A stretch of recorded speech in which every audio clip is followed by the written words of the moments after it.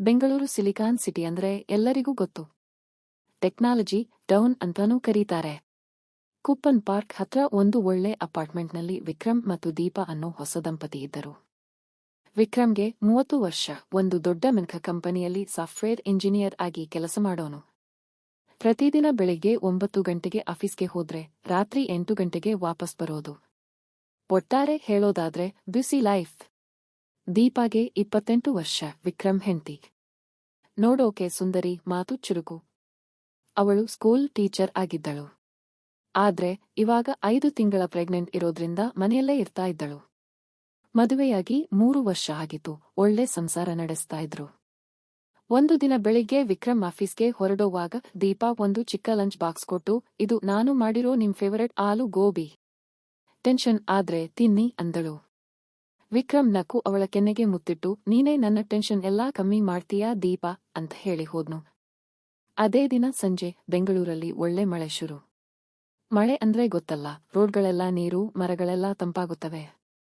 ವಿಕ್ರಮ್ ಮನೆಗೆ ಬರೋವಾಗ door open ಮಾಡಿದವಳು Shalini, ದೀಪಾಳ ತಂಗಿ.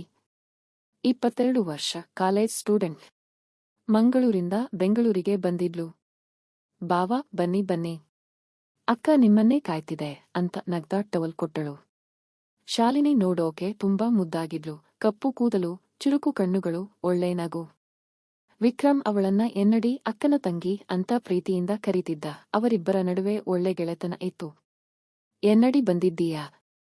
ಸೂಪರ್ ಅಂತ ವಿಕ್ರಮ್ ಖುಷಿ ಪಟ್ಟ. ಶಾಲಿನಿ ದೀಪಾಳ ಹೊಟ್ಟೆ ಮುಟ್ಟಿ, ಅಕ್ಕಂಗೆ ಇವಾಗ ರೆಸ್ಟ್ ಬೇಕು ಬಾವಾ. ನೀವು ಆರಾಮಾಗಿ ಆಫೀಸ್ಗೆ ಹೋಗಿ ಬನ್ನಿ, ಮನೆ ಕೆಲಸ ಎಲ್ಲ ನಾನು ನೋಡ್ಕೋತೀನಿ ಅಂದಳು. ದೀಪಾ ನಗ್ತಾ, ಹೌದು ಕಣೋ ವಿಕ್ರಮ್, ಶಾಲಿನಿ ಇದ್ರೆ ನಿನ್ ಟೆನ್ಷನ್ ಕಮ್ಮಿಯಾಗುತ್ತೆ. ನಾನೇನು ಮಾಡಕ್ಕಾಗಲ್ಲ ಇವಾಗ ಅಂದಳು. ವಿಕ್ರಮ್, ನಮ್ಮ ಎನ್ನಡಿ ಇದ್ರೆ ಎಲ್ಲ ಸಂತೋಷ ಅಂತ ಹೇಳಿದ. ಶಾಲಿನಿ ಬಂದ ಮೇಲೆ ದಿನಗಳು ಚೆನ್ನಾಗಿ ಹೋದ್ವು. ಬೆಳಿಗ್ಗೆ ಶಾಲಿನಿನೇ ಅಡ್ಗೆ ಮನೆಯಲ್ಲಿ ದೋಸೆ, ಇಡ್ಲಿ, ಚಹಾ ಮಾಡ್ತಿದ್ಲು. ವಿಕ್ರಮ್ ಆಫೀಸಿಂದ ಬಂದ್ರೆ ಬಿಸಿ ಬಿಸಿ ಊಟ ರೆಡಿ. ದೀಪಾ ಒಳ್ಳೆ ರೆಸ್ಟ್ ತಗೊಳ್ತಾ ಇದ್ಲು. ಒಂದು ದಿನ ಸಂಜೆ ಮಳೆ ನಿಂತ ಮೇಲೆ ಕುಪ್ಪನ್ ಪಾರ್ಕ್ನಲ್ಲಿ ವಿಕ್ರಮ್ ಮತ್ತು ಶಾಲಿನಿ ವಾಕಿಂಗ್ ಹೋಗಿದ್ರು. ದೀಪಾ ಮನೆಯಲ್ಲಿ ಮಲ್ಕೊಂಡಿದ್ಲು. ಬಾವಾ, ಬೆಂಗಳೂರು ಇಷ್ಟು ಚೆನ್ನಾಗಿದೆ ಅಂತ ಗೊತ್ತೇ ಇರ್ಲಿಲ್ಲ ಅಂತ ಶಾಲಿನಿ ಹೇಳಿದ್ಲು. ವಿಕ್ರಮ್ ನಕ್ಕು, ಹೌದು ಎನ್ನಡಿ, ನೀನು ಬಂದ್ಮೇಲೆ ಇನ್ನೂ ಚೆನ್ನಾಗಿದೆ ಅಂದ. ಅವರು ಪಾರ್ಕ್ನ ಬೆಂಚ್ ಮೇಲೆ ಕುಳಿತು ಮಾತಾಡ್ತಾ ಇದ್ರು. ಶಾಲಿನಿ ಸ್ವಲ್ಪ ಸೀರಿಯಸ್ ಆಗಿ, ಬಾವಾ, ನನಗೊಂದು ಕೆಲಸ ಬೇಕು. ಎಲ್ಲರೂ ನನ್ನನ್ನ ತಂಗಿ ಅಂತಾನೇ ನೋಡ್ತಾರೆ. ನಂಗೆ ಸ್ವಂತ ದುಡಿಮೆ ಮಾಡಬೇಕು ಅಂದ್ಲು. ವಿಕ್ರಮ್ ಅವಳ ಕೈ ಹಿಡಿದು, ನೀನು ಏನೇ ಮಾಡಿದ್ರೂ ಗೆಲ್ತೀಯಾ, ನಾನಿದ್ದೀನಿ ನಿನ್ ಸಪೋರ್ಟ್ಗೆ ಅಂದ. ಅವರ ಕಣ್ಣುಗಳು ಆ ಕ್ಷಣಕ್ಕೆ ಒಂದಕ್ಕೊಂದು ಸೇರಿಕೊಂಡವು. ಒಂದು ಸಣ್ಣ ಫೀಲಿಂಗ್ ಅಲ್ಲಿ ಹುಟ್ಟಿಕೊಂಡಿತ್ತು. ಶಾಲಿನಿ ಮನೆಯ ಎಲ್ಲಾ ಜವಾಬ್ದಾರಿ ತಗೊಂಡಿದ್ಲು. ವಿಕ್ರಮ್ ಬಂದಾಗ, ಅಬ್ಬಾವಾ, ನಿಂಗ್ಸ್ಕರ ಸ್ಪೆಷಲ್ ಚಹಾ ಮಾಡಿದ್ದೀನಿ ಅಂತ ನಗ್ತಾ ಕೊಡ್ತಿದ್ಲು. ಒಂದು ರಾತ್ರಿ ಜೋರಾಗಿ ಮಳೆ ಬರ್ತಿದ್ದಾಗ ದೀಪಾ ರೂಮ್ನಲ್ಲಿ ಗಾಢ ನಿದ್ದೆಯಲ್ಲಿದ್ಲು. ವಿಕ್ರಮ್ ಬಾಲ್ಕನಿಯಲ್ಲಿ ನಿಂತು ಮಳೆ ನೋಡ್ತಿದ್ದ. ಶಾಲಿನಿ ಬಂದು ಹಿಂದೆ ನಿಂತ್ಲು. ಬಾವಾ, ಏನು ಯೋಚನೆ ಅಂದಳು. ವಿಕ್ರಮ್, ಕೆಲಸದ ಟೆನ್ಷನ್ ಎನ್ನಡಿ.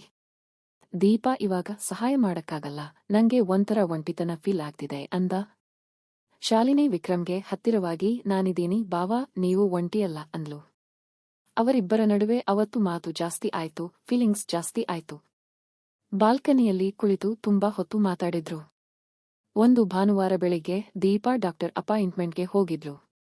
ಮನೆಯಲ್ಲಿ ವಿಕ್ರಮ್ ಮತ್ತು ಶಾಲಿನಿ ಮಾತ್ರ ಇದ್ರು. ಶಾಲಿನಿ ಅಡುಗೆ ಮನೆಯಲ್ಲಿ ಉಪ್ಪಿಟ್ಟು ಮಾಡ್ತಿದ್ಲು. ವಿಕ್ರಮ್ ಬಂದು, ಎನ್ನಡಿ, ನೀನು ಎಷ್ಟು ಚೆನ್ನಾಗಿ ಮಾಡ್ತೀಯಾ ಅಂತ ಹಿಂದೆಯಿಂದ ತಬ್ಬಿಕೊಂಡ. ಶಾಲಿನಿ ನಕ್ಕು, ಬಾವಾ, ಬನ್ನಿ ನೀವು ಹೆಲ್ಪ್ ಮಾಡಿ ಅಂದ್ಲು. ಅವರು ಒಟ್ಟಿಗೆ ಕೆಲಸ ಮಾಡ್ತಾ ಇರುವಾಗ ಕೈಗಳು ತಗುಲಿದಾಗ ಆಕರ್ಷಣೆ ಹೆಚ್ಚಾಯ್ತು. ಬಾವಾ ಅಂತ ಶಾಲಿನಿ ಮೆಲ್ಲಗೆ ಕರೆದ್ಲು. ವಿಕ್ರಮ್ ಅವಳ ಕೈ ಹಿಡಿದು ರೂಮ್ಗೆ ಕರ್ಕೊಂಡು ಹೋದ. ಕಿಟಕಿಗಳೆಲ್ಲ ಹಾಕಿದ್ರು. ಏಕಾಂತದಲ್ಲಿ ಭಾವನೆಗಳನ್ನ ಕಂಟ್ರೋಲ್ ಮಾಡೋಕೆ ಆಗದೆ ಅವರಿಬ್ಬರು ದೊಡ್ಡ ತಪ್ಪು ಮಾಡಿದ್ರು.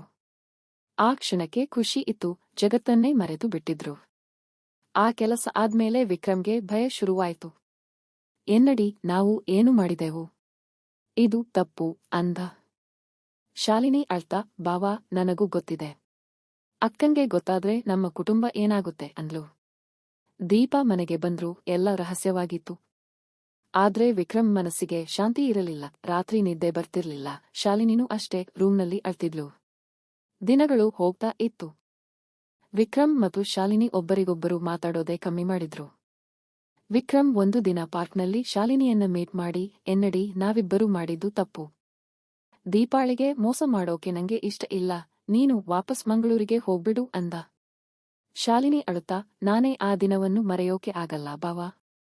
ಆದ್ರೆ ನಮ್ ಫ್ಯಾಮಿಲಿನ ಹಾಳು ಮಾಡೋದು ಬೇಡ ಅಂದ್ಲು. ನವೆಂಬರ್ ತಿಂಗಳಲ್ಲಿ ದೀಪಾಳನ್ನ ಆಸ್ಪತ್ರೆಗೆ ಸೇರಿಸಿದ್ರು. ಒಂದು ಮುದ್ದಾದ ಮಗು ಹುಟ್ಟಿತು. ವಿಕ್ರಮ್ ಆಸ್ಪತ್ರೆಯಲ್ಲಿ ದೀಪಾ ಕೈ ಹಿಡಿದು ಮಗುವನ್ನು ನೋಡಿ ಕಣ್ಣೀರು ಹಾಕಿದ.